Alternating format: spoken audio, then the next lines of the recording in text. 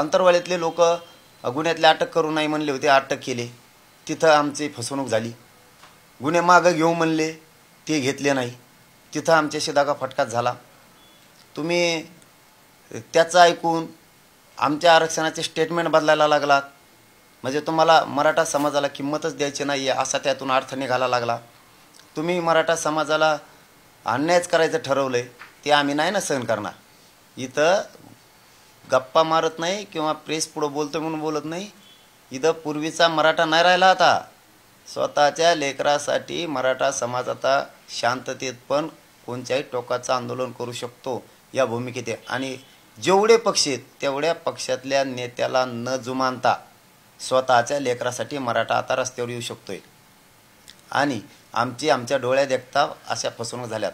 महाराष्ट्रातल्या सगळे गुन्हे मागं घेऊ म्हणले होते, तेही आणखीन घेतलेले नाहीत. ही झाली 4थी फसवणूक. 5वी आम्हाला लेखी देऊ म्हणले होते, आणखीनही दिलं नाही. ही झाली 6वी फसवणूक.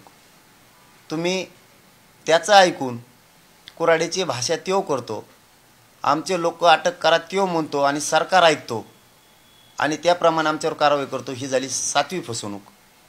त्यांच्याच पाहुण्यांनी त्यांचेच हॉटेलं जाळलेलं असताना आंदोलन ह्या मराठ्यांचं बदनाम केलं. आमचे नांदेड जिल्ह्यापासून लातूर, नायगावचे, बीड, माजलगावचे लोक विनाकारण गुंतवले. ज्यांना सगळ्याच महाराष्ट्रातले एकाचं नाव घेण्यापेक्षा विनाकारण गुंतवले. आमची फसवणूक व्हायला लागली, आम्ही कवर थांबणार. देश विदेशातील प्रत्येक घडामोडींचे लाईव्ह अपडेट मिळवण्यासाठी आता साम टीव्हीच्या सर्व सोशल मीडिया प्लॅटफॉर्मला लाईक, फॉलो आणि सबस्क्राईब करा. तसंच सर्व नोटिफिकेशनसाठी बेल आयकॉन प्रेस करायला विसरू नका.